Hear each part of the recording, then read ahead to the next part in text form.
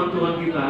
Selama 2-3 minggu belakangan ini kita membahas sebuah tema tentang kata vision. Bahwa kita melihat tentang panggilan Tuhan, bahwa kita melihat tentang visi yang datang dari Tuhan. Maka pada serial khotbah yang terakhir tentang visi, pada bagian yang ketiga saudara, saya akan menyampaikan sebuah tema adalah From Vision to Mission. Dari visi menuju misi. Bilang sama saya misi saudara. Amin. Kita lihat dulu recapan selama 2 minggu terakhir. Boleh lihat di slide selanjutnya saudara. Apa yang telah kita pelajari tentang visi? Yang pertama adalah kita pelajari bahwa visi berasal dari Tuhan, bukan dari ambisi manusia. Visi bukan berasal dari keinginan pribadi, tapi visi berasal datangnya dari Tuhan. Dan yang kedua kita belajar bahwa untuk punya visi kita butuh yang namanya hikmat. Dan kita butuh yang namanya kehadiran dari Tuhan. Karena apa yang kita pikir bisa salah, apa yang kita anggap benar bisa salah, tapi apa yang datang dari Tuhan tidak pernah salah.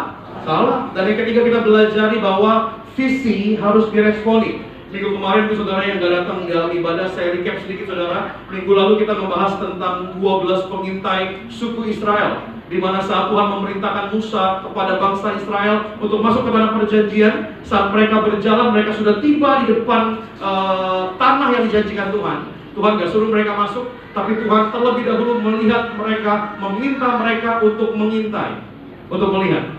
Tapi karena respon dari bangsa Israel itu penuh dengan ketakutan, sehingga bangsa Israel enggak diizinkan Tuhan untuk masuk ke tanah perjanjian, dan mereka harus 40 tahun ada di padang gurun. Kenapa? Karena mereka meresponi visi Tuhan dengan cara yang salah. Dengan cara apa? Mereka ketakutan. Dan yang keempat adalah ketakutan adalah alasan terbesar untuk gagalnya visi Tuhan tergenapi dalam kehidupan kita. Nah, kita akan masuk dalam bagian yang ketiga saudara. Kita akan membahas tentang dari visi menuju misi. Apa gunanya visi jika hanya menjadi visi dan angan-angan dan tidak pernah dilakukan? Apa gunanya sebuah visi yang datang dari Tuhan kalau kita tidak pernah hidupi? Karena firman Tuhan selalu bilang begini. Kita lihat di Yakobus 2 ayat yang ke-17 saudara. Yakobus 2 ayat yang ke-17. Saya mau ajak saudara kita baca bersama-sama dengan lantang, dengan semangat. Kita baca sama-sama 3, 2, iya. Demikian juga halnya dengan iman. Jika iman itu tidak disertai perbuatan, maka iman itu pada hakikatnya adalah mati. Alkitab katakan sama demikian halnya dengan iman. Alkitab katakan jika iman tanpa perbuatan, maka iman itu pada hakikatnya adalah mati. Jadi iman kalau nggak disertai sama perbuatan, itu nggak ada gunanya. Itu bukan iman. Karena iman harus disertai sama tindakan. Sama tindakan, sama keputusan saudara. Makanya saudara kalau kita mau ngomong tentang visi, visi itu harus disertai sama misi.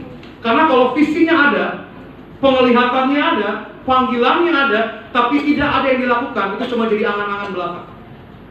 Cuma jadi impian belaka. Makanya orang yang punya pengharapan, orang yang punya panggilan dari Tuhan, tapi nggak pernah mau berjalan sampai kapanpun, kita tidak pernah melihat hal yang datang dari Tuhan. Karena saudara, saat Tuhan memberikan visi, saat Tuhan membuka mata seseorang, Tuhan juga pasti menggerakkan kaki mereka. Amin saudara? Amin. Bahkan kalau kita lihat saudara, saat Tuhan memberikan visi kepada Abraham, Tuhan memerintahkan Abraham untuk keluar dari tanahnya menuju tanah yang dijanjikan sama Tuhan. Bahkan kalau kita lihat juga yang kita pelajari di minggu lalu tentang Musa dan bangsa Israel, saat Tuhan memberikan visi kepada Musa dan bangsa Israel, mereka harus bertindak. Mereka harus keluar dari tanah perbudakan, mereka harus keluar dari Mesir.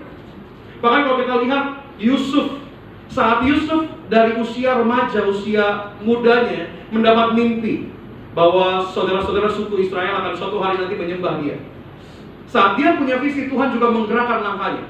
Banyak hal yang dialami sama Yusuf, sampai Yusuf harus keluar dari tanahnya, Yusuf harus keluar dari lindungan orang tuanya, Yusuf harus masuk ke tanah yang tidak pernah ia kenal sebelumnya.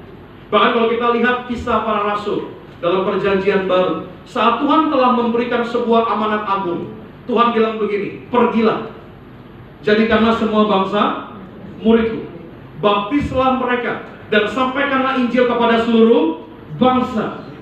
Jadi kalau Tuhan kasih visi, Tuhan juga nuntut saudara untuk berjalan dalam misinya Tuhan.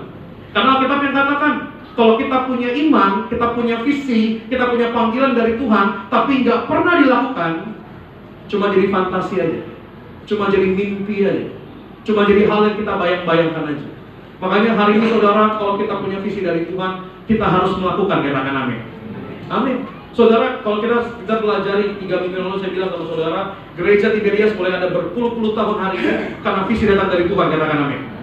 Visinya adalah mempersiapkan jemaat yang kudus, misionaris dan siap ke surga. Apa misi yang Papa Riyaji mendiang lakukan untuk gereja Tiberias? Selalu mengumandangkan manusia harus hidup dalam pertobatan. Untuk mempersiapkan jemaat yang kudus, setiap jemaat harus hidup dalam menyangkut apa aja sih? Menyangkut pikiran, menyangkut perkataan, menyangkut perbuatan. Dengan sangat amat lantang mendiang Papa Riyaji menyampaikan misi yang datang dari Tuhan. Supaya apa? Supaya visi Tuhan tergenapi, supaya visi Tuhan terjadi. Makanya saudara, kita belajar bahwa iman harus disertai sama perbuatan. Dan ada kabar baiknya saudara, bagi kita yang mau berjalan dalam panggilan Tuhan, dalam jalannya Tuhan, ada sebuah janji dari Tuhan. Kita lihat di Mazmur 37 ayat 23-24. Mazmur 37 ayat 23-24 kita baca sama-sama. 3, 2, iya. Tuhan menetapkan langkah-langkah orang yang hidupnya berkenan kepadanya. Apabila ia jatuh, tidaklah sampai tergeletak, sebab Tuhan menopang tangannya. Katakan amin saudara. Amin. Dalam Mazmur 37 ayat 23-24 ada 3 hal yang saya garis bawahi. Yang pertama adalah kata dari hidupnya berkenan. Bilang sama saya, berkenan saudara. Amin. Alkitab katakan kalau orang yang berkenan kepada Tuhan. Siapa sih orang yang berkenan kepada Tuhan?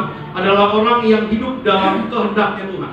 Orang yang berjalan dalam ketaatan dan percaya sama rancangannya Tuhan.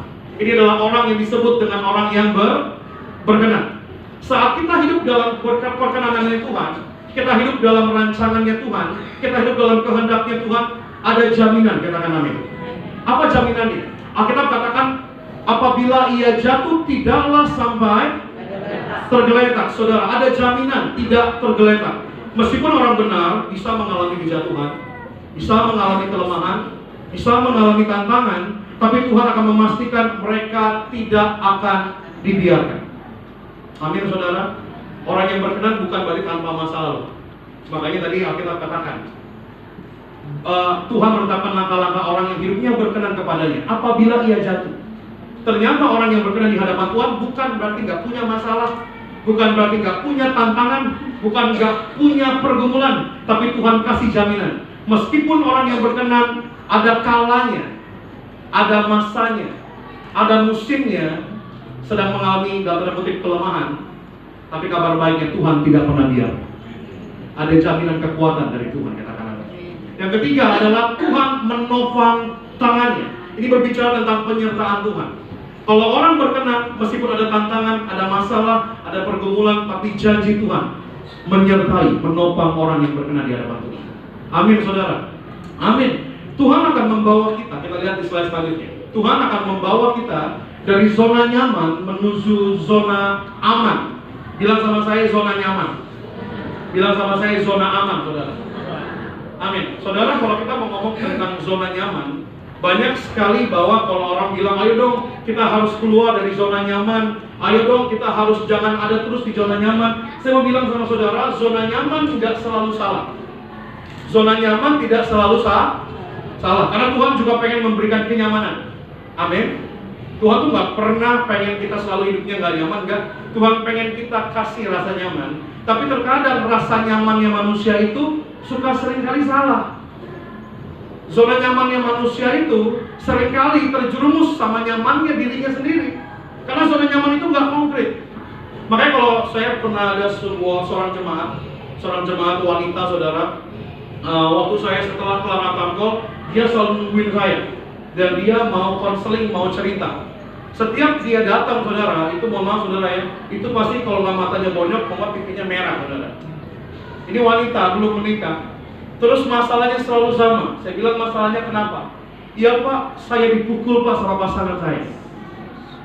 Sebagai hamba Tuhan, sebagai pendeta, saya harus melayani dengan cara apa? Saya bilang begini, belum menikah kan? Belum, putuskan. Sebagai hamba Tuhan, sebagai pendeta. Terus dia bilang, tapi Pak, saya 5 tahun Pak pacaran Pak. Terus saya bilang, ini baru pertama kali dipukul. Enggak Pak, udah berkali-kali begini Pak. Aduh, saya bilang enggak, percaya. Kalau dimulai dengan nggak baik, pasti akhirnya nggak baik. Benar saudara? Saya bilang dengerin perkataan ini. Kalau dia memang pasangan yang dari Tuhan, nggak mungkin pukul kamu. Saya tanya, kamu sama orang tua pernah dipukul nggak? Saya nggak pernah sedikit pun dimarahin sama orang tua saya. Terus dalam hati saya, kok bisa ya? Sama orang tua nggak pernah dimarahin, apalagi dipukul. Tapi sama pasangan yang belum menjadi siapa-siapa, dipukul tetap mencintai. Ini belum waktunya kasih agape. Belum waktunya, belum menikah. Ya. Selalu saya bilang, kalau sudah menikah gimana Pak? Selalu saya bilang, kalau mau maaf, ingat kotak martabak keju. Selamat mati. Ya berdoa, bawa doa sama Tuhan. Tuhan bisa ubahkan. Tapi kalau belum menikah, saya selalu mengutip seorang pendeta senior di gereja kita. Dia bilang begini, kalau masih pacaran aja, udah pukul-pukul tampar-tampar, itu menikah jadi mutilasi ya. Ya iyalah saudara, belum siapa-siapa. Di wanita ini kerja, berkarir, cari uang sendiri, nggak dikasih makan sama di cowok, ditambah. Terus saya bilang, udah tinggalin. Terus akhirnya nggak jalan beberapa minggu, saudara mungkin marah gitu ya, karena dengar pendeta ngomongnya gampang banget, ngomong tinggalin. Saya bilang, mau gimana? Ini kan saya sampaikan kebenaran. Suka nggak suka harus disampaikan. Bener ya saudara ya? Bener. Terus akhirnya saya ngomong begitu, akhirnya beberapa bulan dia nggak datang lagi baru saya. Ya nggak apa-apa juga, nggak apa-apa. Karena firman Tuhan itu harus ditabur di hati yang siap untuk dengar firman. Amin saudara ya. Ini bukan tentang seberapa banyak, tapi seberapa masuk firman Tuhan yang kita dengar. Amin saudara. Dan akhirnya beberapa bulan datang lagi saudara. Saudara tahu kan kisahnya kan arahnya kemana? Iya. Pas datang banyak lagi. Bener Pak. Yang kemarin mungkin di kanan, ini di sebelah kiri Pak. Terus saya bilang, kenapa lagi? Saya bilang, iya Pak, saya sempat putus, tapi saya balikan lagi Pak. Saya bilang, ya kamu apa yang kamu cari? Dia bilang, Pak, saya 5 tahun Pak, sudah jalanin sama dia. Bagi saya Pak, cuma dia yang mengerti saya. Apa yang dimengerti? Apa yang dimengerti ini? Apa? Saudara perhatikan, ternyata orang ini nyaman sama hubungan yang salah loh. Dia nyaman, kan dia pikir begini, kalau saya putusin, saya nggak punya pasangan lagi, saya kesepian. Kalau saya udahin, waktu saya ketemu orang yang seperti ini, jahatnya. Jahatnya. Iya saudara. Ternyata rasa nyaman tuh bisa salah loh saudara. Sekarang kalau kita ngomong tentang nyaman, hari ini musimnya lagi hujan saudara.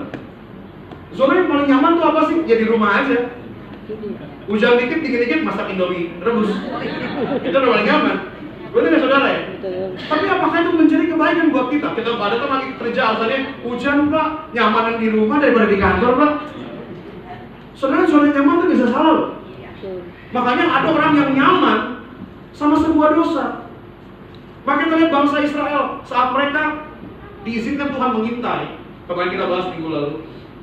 10 pengintai bilang begini, bangsa yang mendiami tanah itu bangsa yang besar-besar, bangsa raksasa, dan mereka makan bangsanya sendiri. Akhirnya mereka takut. Mereka bilang begini, daripada kita mati di tanah yang dijanjikan sama Tuhan, mereka kembali ke Mesir, jadi seorang budak. Dia nyaman jadi budak. Nyaman itu belum tentu benar saudara. Hal ini harus dicek, nyaman kita benar atau tidak. Saya pernah, saat saya lagi merenung saat kita masih masa COVID pandemi saudara, saat semuanya tidak lagi jadi normal. Kalau kita ketemu sama orang, dulu kita salaman dulu di zaman-zaman sebelum COVID. Setelah kita udah masa COVID, kita kalau ketemu orang cuma syawarika. Ya benar saudara, nggak salam-salaman. Dan banyak hal yang dulunya normal, jadi nggak berubah lagi normal. Sampai akhirnya orang banyak bilang, saya mau kembali dalam keadaan normal. Kalau kita mau lihat sebenarnya normal kita juga benar atau enggak sih? Belum tentu benar loh. Kenyamanan yang kita punya hari ini harus dipertanyakan, katakan amin. Baik atau tidak, buruk atau tidak. Amin saudara. Amin. Tapi kabar baiknya Tuhan akan membawa kita dari zona nyamannya kita, zona nyamannya manusia, zona nyamannya yang bisa salah dari pandangan kita, menuju zona amannya Tuhan, katakan amin. Kalau zona amannya Tuhan, udah pastinya kenapa? Karena ada perlindungan, karena ada penyertaan, karena ada tuntunan. Amin saudara. Maka tadi Alkitab katakan, Tuhan menetapkan langkah-langkah orang yang hidup berkenan. Apabila ia jatuh tidak sampai tergeletak, sebab Tuhan menopangkan. Artinya apa saudara? Mungkin hari ini zona nyaman kita mau diganti sama Tuhan. Mungkin kita berpikir kita udah nyaman Tuhan, saya udah biasa aja pengen begini Tuhan. Tapi terkadang visi datang dari Tuhan menggerakkan langkah saudara untuk keluar dari zona nyaman menuju zona amannya Tuhan.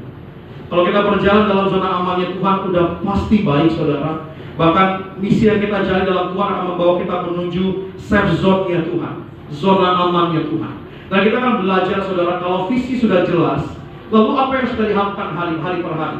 Karena kalau kita ngomong tentang visi, terkadang Tuhan kasih lihat janjinya, kasih kita percaya sama janjinya, tapi kita nggak pernah tahu sebenarnya prosesnya seperti apa.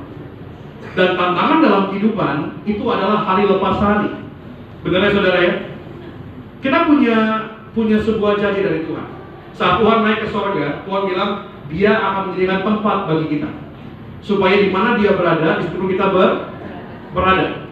Tapi saudara, kita punya iman, kita punya percaya, suatu hari nanti kita akan bertemu muka dengan muka sama Tuhan. Amin.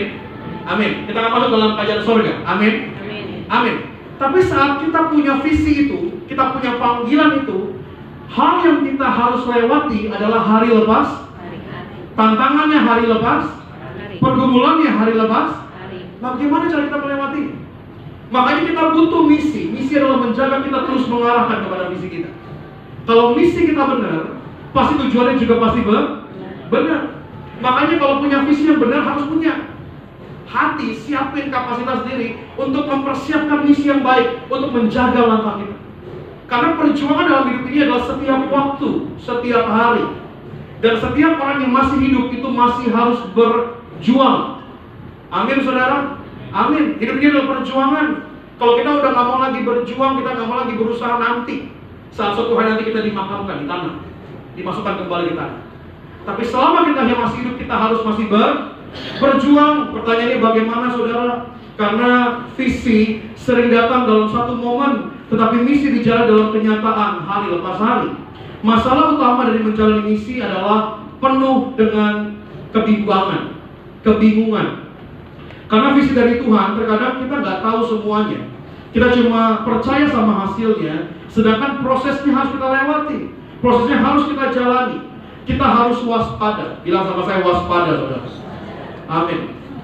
Karena kebimbangan dalam hidup kita ini bisa berbahaya.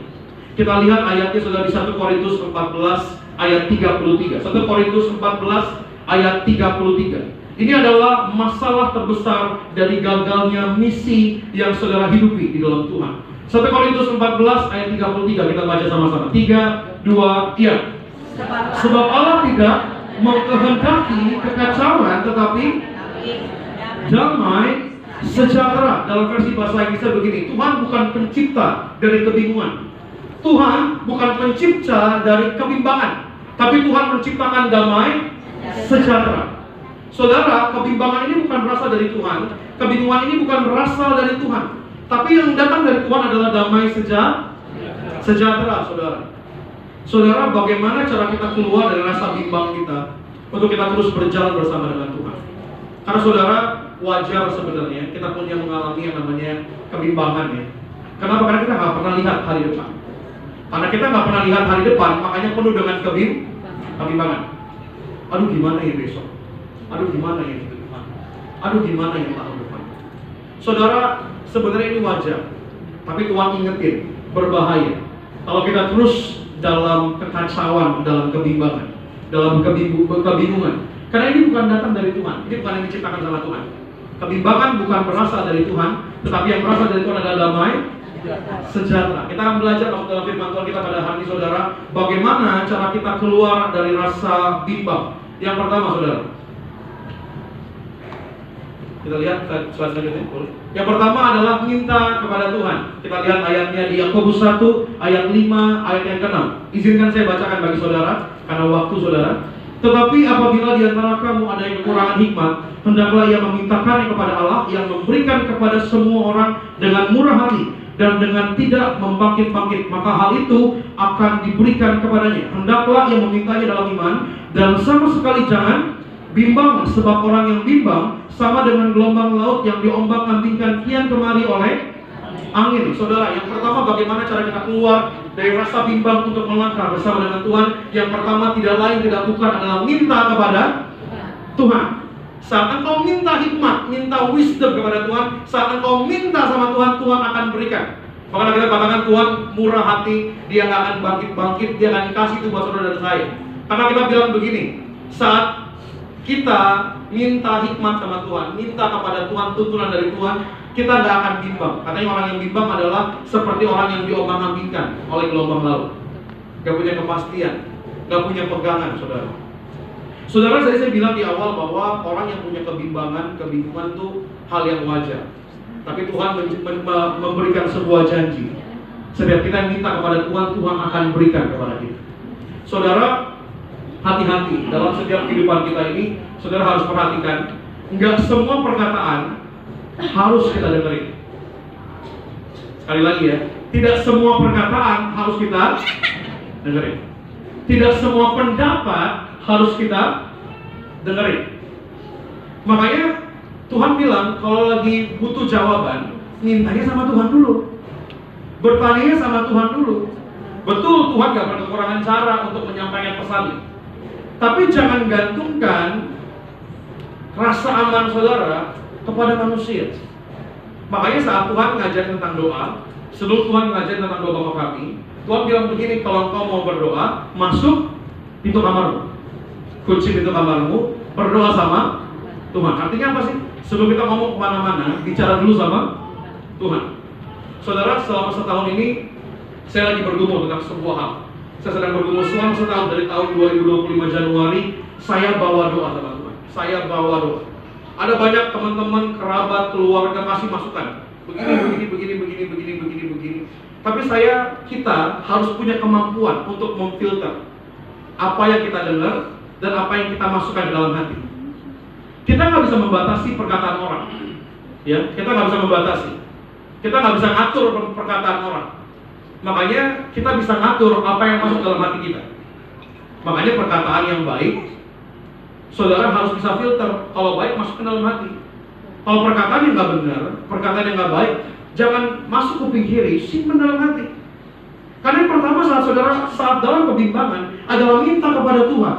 Makanya saudara, hari ini daripada kita sibuk tanya orang, validasi perasaan kita sama orang, saya benar gak ya? Saya salah gak ya? Gimana ya? Kita tanya ke manusia, semakin banyak kita tanya sama manusia, semakin pusing gitu. Ya, semakin pusing. Kita cerita kemana-mana, kita punya masalah, kita punya pergumulan, tanya sama orang kanan kiri, pusing gitu. Yang paling utama harus tuh Tuhan, minta kepada Tuhan. Tuhan itu Tuhan yang baik kok, Tuhan yang murah hati. Kita katakan, saat engkau butuh, Tuhan akan kasih. Saat engkau menantikan jawaban, Tuhan akan berikan bagi saudara dan saya. Yang pertama adalah minta kepada Tuhan, dan yang kedua saudara, yang kedua adalah selanjutnya kesatuan hati. Bilang sama saya, kesatuan. Saudara, terkadang panggilan Tuhan itu bukan hanya untuk satu orang, tapi panggilan misi itu untuk kepentingan orang lain dan juga bersama, saudara. Maka kita lihat dulu ayat firman Tuhan yang kita buka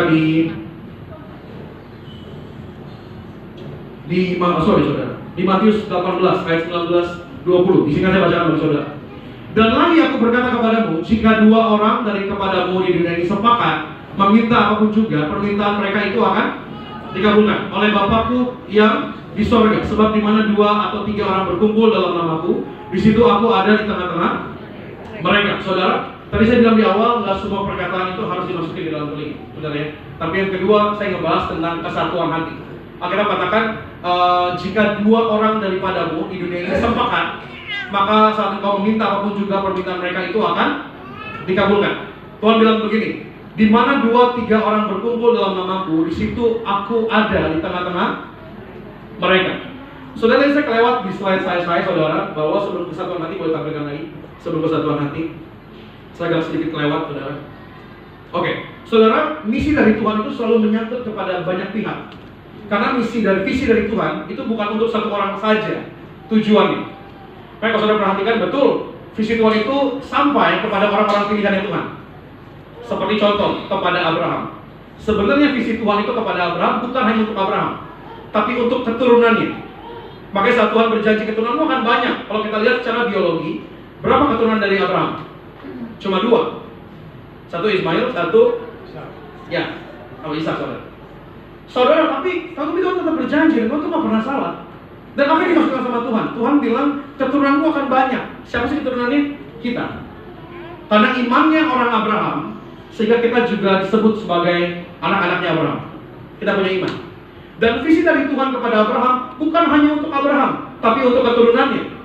Bahkan saat visi Tuhan kepada Musa, ini bukan hanya untuk kepada Musa, tapi kepada bangsa Israel. Bahkan saat Tuhan memberikan misi kepada para rasul, murid-murid Yesus, ini bukan hanya untuk kepada mereka, tetapi juga kepada orang yang percaya. Bahkan saat Tuhan melakukan sebuah misi, tujuannya bukan hanya untuk Yesus, tapi tujuannya kepada semua orang. Makanya saudara, kalau kita punya visi, biasanya ini menyangkut beberapa pihak. Sebagai contoh, saudara punya panggilan dari Tuhan. Ini ada kesatuan antara saudara sama keluarga saudara yang paling sederhana. Makanya saudara, kalau saudara sebagai kepala rumah tangga, saudara punya panggilan dari Tuhan. Tuhan udah berbicara sama saudara. Jangan ambil keputusan sendiri aja, tapi harus ada kesatuan hati. Meskipun kau kepala rumah tangga, tapi kau adalah tubuh Kristus, katakan amin. Jangan pernah berpikir, oh saya kepala rumah tangga, saya nggak butuh pendapat istri. Kata siapa? Kita adalah tubuh Kristus. Saya bilang, oh saya kan kepala keluarga, saya berhak menentukan kemana arah keluarga saya. Kata siapa? Kita masih punya anak-anak. Kita katakan 2-3 orang sepakat. Ini menggambarkan tentang sebuah keluarga. Amin saudara. Amin. Harus ada kesatuan hati. Saat engkau mau berjalan dalam tahun 2026, engkau mungkin, saya nggak tahu apa impian saudara, apa pengharapan saudara tahun 2026, tapi saya berdoa ada kesatuan hati. Amin saudara. Saya selalu mau bilang, kalau saya bimbing sebuah pasangan untuk menikah saudara. Makanya kalau ditanya pengalaman nikah saya kan juga belum lama saudara ya. Tapi saya juga bingung kenapa orang request saya untuk bimbingan pernikahan. Saya ngobrol ini sama Romo, sedikit ketawain sama Romo saudara. Terus dia bilang begini, ya ampun Pastor Glenn, itu aja kecil hati, apa kabar saya katanya. Saya kan juga nggak nikah, saya bimbing orang, dia bilang jangan kecil hati. Apa selama itu firman Tuhan, sampaikan. Saya bilang begini saudara, saat kita udah menikah, akhirnya katakan kita bukan lagi 2, tapi 1. Jadi saya mau kasih sebuah kebenaran firman Tuhan buat saudara. Suami istri ini penting banget untuk bersatu hati. Jadi kalau ini satu hati, tapi beda arah, ini bahaya sekali, repot sekali. Ini ibaratkan ini kaki. Kita punya 2 kaki, benar saudara ya. Punya 2 kaki. Bayangkan, yang jalan cuma 1 kaki. Maksudnya ini sakit, berat, capek.